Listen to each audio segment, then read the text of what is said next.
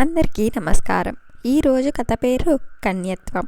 నా వీడియో గనక మొదటిసారిగా చూస్తుంటే నా ఛానల్ని సబ్స్క్రైబ్ చేసుకోండి. అదో మారుమూల పల్లెటూరు, పట్నం పోకడలంతగా తాకని చిన్న ఊరు. ఆ అందమైన ఊరిలో ఒక అందమైన కుటుంబం ఉంది. ఆ కుటుంబానికి మగపిల్లవాడు కనాలని ఎంతో ఆశ. ఆ ఆశకు తగ్గట్టుగా 4 మగపిల్లలు పుట్టారు ఆ ఇంట్లో. చివరాఖర్లో ఒక అందమైన అమ్మాయి పుట్టింది. పేరు కస్తూరి. చురుకుదనంతో పాటు తెలివితేటలను పునికి పుచ్చుకున్న పుత్తటి బొమ్మ. కానీ ఆమె చేసిన ఒకే ఒక్క నేరం ఆడపిల్లగా పుట్టటం. పాపం ఆ నేరానికి శిక్ష వేస్తూ అడుగడుగున ఆంక్షలు, కట్టుబాట్లు. ఆ బట్టలు వేసుకోకు, అలా ఎక్కువగా నవ్వకు, మగవారితో మాట్లాడకు, చీకటి పడ్డాక బయట తిరగకు, మగవారి వైపు చూడకు, గెంతులు వెయ్యకు, ఆడుకోకు, ఇలా ఎన్నెన్నో. పాపం ఆ పిల్లకు మాత్రం ఉండదా ఎగిరే గువ్వలా ఈ అనంత విశ్వంలో విహరించాలని, తన ఆశలకు కలలకు కొత్త రెక్కలు తొడగాలని. ఏంటో ఈ పిచ్చి ప్రపంచం ఆడదాని కోరికలు చిట్టా అస్సలు పట్టించుకోదు. వారి మనసు నిండా ఉన్న ఆశలు ఎవ్వరికీ అక్కర్లేదు. కానీ కస్తూరికి ఉన్నదల్లా ఒకటే ఒక్క కోరిక. తను పెద్ద చదువు చదివి ఆ ఊరి కలెక్టర్ అమ్మలా హుందాగా ఆ ఊరికి వచ్చి తన వాళ్ళ ముందు దర్పంగా తిరగాలని.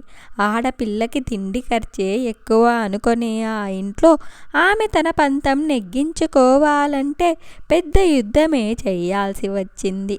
ఆ గ్రామంలో ఉన్న బడి 10వ తరగతి వరకే. మరి ఆపై చదువు కోసం పొరుగురు వెళ్లాల్సిందే. వారికి ఇష్టం లేకున్నా వారిని ఒప్పించి పట్నం వెళ్ళి చదువుకుంది. 2 ఏళ్ళు ఇట్టే గడిచిపోయాయి. ఇంటర్ మంచి మార్కులతో పాస్ అయిన కస్తూరి తన వాళ్లను కలవాలని ఊరికి వచ్చింది. ఆమె వచ్చి రాగానే తండ్రి ఒక పిడుగులాంటి వార్త చెప్పాడు. ఆమెకు పెళ్లి కుదిరిందని. తన ఆశలకు ఆశయాలకు అడ్డుకట్ట వేస్తూ ఆమెను బలవంతంగా పెళ్లిపీటలెక్కించారు. బతిమిలాడింది, వెక్కి వెక్కి ఏడ్చింది, కాళ్ళ వేళ్ళ పట్టుకుంది, తనను కలెక్టర్ చెయ్యమని వేడుకుంది. ఇంకా ఎన్నెన్నో చేసింది. అవేవి ఆ కన్నవాళ్ళు పట్టించుకోలేదు. ఆమెకు పెళ్లి చేసేసి గుండెల మీద కుంపటి దింపేసుకుందామనుకున్నారు. పట్నంలో ఉండే అత్తమామలు ఏరికోరి ఈ పల్లెటూరు పిల్లను తెచ్చుకున్నారు. భర్త చదువుకున్న వాడే అయినా అతడు కూడా పల్లెటూరు పిల్లయితే అణిగి మణిగి ఉంటుంది. చెప్పిన మాట వింటుంది. ఇంట్లో పని మనిషిలాగా, కుక్కిన పేనులాగా పడి ఉంటుందని మనసు చంపుకొని చేసుకున్నాడు. పెళ్ళనేది చాలా వరకు వ్యాపారమే కదా. అది ఆ పల్లెటూరి పిల్ల గొప్పతనమో మరి అదృష్టమో. ఊరి జనం మాత్రం ఇంత గొప్పింటి సంబంధం వెతుక్కొని వచ్చేసరికి కస్తూరి చాలా అదృష్టవంతురాలని, తమకు అదృష్టం రాలేదని తెగ ఇదైపోయారు. ఏదోలా పెళ్లి జరిగిపోయింది. 18 సంవత్సరాలు నిండని కస్తూరి మెట్టినింట అడుగు పెట్టింది. అప్పటి వరకు మగవాడి స్పర్శ అంటే తెలియని ఆ కన్నెపిల్ల భయంగా శోభనం గదిలోకి పాల గ్లాసు పట్టుకుని వెళ్ళింది. ఆమె రాక కోసం ఎదురు చూస్తున్న వాడిలాగా ఆమె భర్త గబుక్కున వెళ్ళి ఆమె భుజాలు పట్టుకొని లాక్కు వచ్చి మంచం మీద పడేశాడు. ఒక చేత పాల గ్లాసు ఒలకకుండా జాగ్రత్తగా పట్టుకొని తనను తాను సంభాళించుకుంటూ జాగ్రత్తగా మంచం మీద కూర్చుంది. అతడు తలుపు గొల్లెం పెట్టి ఆమె తెచ్చిన పాలు గబుక్కున తాగేసి ఆమె మీద పడి ఆక్రమించేసుకున్నాడు. ఇక్కడ ఆమె అనుమతి అతనికి అవసరం లేదు. ఎందుకంటే తాళి కట్టాడు కదా. ఫ్రీ లైసెన్స్ వచ్చేసింది. కలయిక అంటే ఏంటో కూడా తెలియని కస్తూరి అదే ప్రేమ అనుకొని తన భర్త చెప్పినట్టే చేసింది. నిజానికి ఆమెను గదిలోకి పంపిన అమ్మలక్కలు చెప్పినట్టే మౌనంగా అతడికి సహకరించింది. ఆమెకి ఏదో తెలియని నొప్పి ఉన్నా శరీరమంతా అతని గోళ్ళగాటులతో నిండిపోయినా మూగగా ప్రేమంటే ఇదేమో అనుకుంటూ నిద్రలోకి జారుకుంది. కొత్త ఇల్లు కదా, అది కూడా తన వారందరికీ దూరంగా ఉండేసరికి పొద్దున్నే మెలకువ వచ్చేసింది. ఏం చెయ్యాలి, ఎక్కడికి వెళ్ళాలి, కాలకృత్యాలు తీర్చుకొని రావాలంటే ఎవరిని అడగాలో తెలియని మొహమాటంతో భర్త ఎప్పుడు లేస్తాడా అన్నట్టు అతన్ని చూస్తూ కూర్చుంది. బయటకు వెళ్ళాలంటే ఏదో తెలియని సిగ్గు. అంతలో తలుపు చప్పుడయ్యింది. ఆ చప్పుడుకు నలిగిన చీరను సవరించుకొని లేచి వెళ్ళబోయేంతలో భర్తకు మెలకువ వచ్చేసింది. అతడు కూడా లేచి బట్టలు వేసుకున్నాడు. కస్తూరి తలుపు తీసింది. ఎదురుగా భర్త తల్లి, అదే కస్తూరి అత్తగారు, నవ్వుతూ లోపలికొచ్చి మంచం మీద ఏదో వెతికింది. ఆమె వెతికింది దొరకలేదు. ఏమో మొహంలో చిరాకు తెచ్చుకొని కొడుకు కళ్ళతో ఏదో ప్రశ్నించింది. అతడు లేదన్నట్టు సైగ చేశాడు.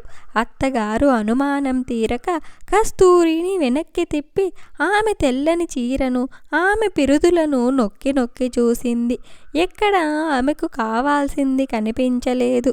దాంతో అంతవరకు ప్రశాంతంగా ఉన్న అత్తగారు ఉన్న పలాన కస్తూరి జబ్బ పట్టుకొని బయటకు లాగి అక్కడున్న అమ్మలక్కల మధ్యలో నించోబెట్టి, చూశారా, బజారు దాన్ని అంటగట్టారు మాకు.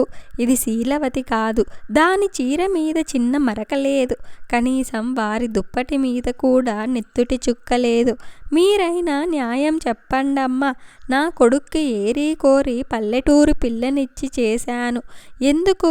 వాళ్ళైతే పెళ్ళికి ముందు ఎవరితోనూ తిరగరని, పద్ధతిగా ఉంటారనే కదా ఇప్పుడు ఇలాంటి కులతను తీసుకువచ్చి నా కొడుకు జీవితాన్ని బుగ్గిపాలు చేశానమ్మా. గుండెలు బాదుకుంటూ ఏడ్వసాగింది. కస్తూరికి ఒక్క క్షణం ఏం జరుగుతుందో అర్థం కాలేదు.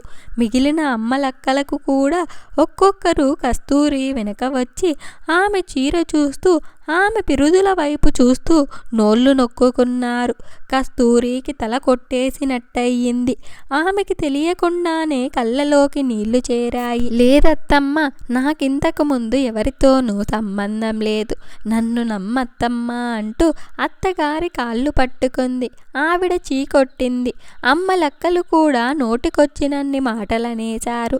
కస్తూరి హృదయం వారి మాటలకింకా కృంగి కృషించి పరుగు పరుగున వెళ్ళి ఎదురుగా ఉన్న బావిలో దూకేసింది. ఈ హఠాత్ పరిణామానికి పెళ్లి కొడుకుతో సహా అందరూ తెల్లబోయారు. వెంటనే తేరుకొని ఇద్దరు పనివాళ్ళు బావిలో దూకి ఆమెను రక్షించే ప్రయత్నం చేశారు. కానీ ఆలస్యం అయిపోయింది. ఆమె కాళ్లకు పారాని ఆరకముందే కొత్త పెళ్లి కూతురు శవమై తేలింది. ఇది ఒక్క కస్తూరి కథ కాదు. ఇలాంటి కస్తూరీలింకా చాలామంది ఉన్నారు. హైమన్ పొర, కన్నెపొర ఆటల్లో కూడా చెరిగిపోతుందని తెలియని మూర్ఖులు ఇటువంటి పరీక్షలు ఇంకా పెడుతూనే ఉన్నారు. ఇప్పటికీ కస్తూరి లాంటి ఆడవాళ్ళు తన నిజాయితీని నిరూపించుకోవటానికి అగ్ని పరీక్షలు కాకపోయినా అంతకన్నా ఎక్కువ అనుభవిస్తున్నారు. అగ్ని పరీక్ష దీనికన్నా మెరుగైంది. ఎందుకంటే వీళ్ళ మాటల తూటాలను ప్రతినిత్యం అనుభవించే దానికన్నా నా ఒక్క నిమిషంలో కాలి బూడిదవ్వటం నయం కదా. పురాణ కాలం నుండి ఆడదానికి మాత్రమే శల్య పరీక్ష. ఏం మగాడికి శీలముండదా? శీలమంటే ఆడదాని సొత్తు మాత్రమేనా? మణిరత్నం సినిమాల్లో నాకు విలన్ సినిమా చాలా ఇష్టం. అది ఒక పురాణ గాథను పోలి ఉంది. అందులో హీరో తన భార్యని విలన్ ఎత్తుకుపోతే ఆమె శీలాన్ని శంకించి నిన్నెలా పరీక్షించాలని అడుగుతాడు. అందుకామె, మరి నువ్వు కూడా నాకు దూరంగానే ఉన్నావు కదా, మరి నిన్నెలా పరీక్షించాలని ఎదురు ప్రశ్నిస్తుంది. ఇది వినడానికి చిన్నదే అయినా ఎంతో అర్థముంది. అతడికి మాత్రం శీలం ఉండదా? అతడికి మాత్రం పరీక్షించవద్దా? అతడిని ఎందుకు మాటల శరాలతో గాయం చెయ్యరు? ఓ మర్చిపోయాను, అతడు మగాడు కదా. ఇలా నిండు ప్రాణాన్ని బలి తీసుకున్నారు ఆ కుటుంబ సభ్యులు. ఇంత మంచి కథను మనకు అందించిన కిరణ్ గారికి ధన్యవాదాలు. నా వీడియో కనుక మీకు నచ్చినట్లయితే ఒక లైక్ చేసి స్టోరీ ఎలా ఉందో కామెంట్ చేయండి. నా ఛానల్ సబ్స్క్రైబ్ చేయకపోతే వెంటనే సబ్స్క్రైబ్ చేసుకోండి.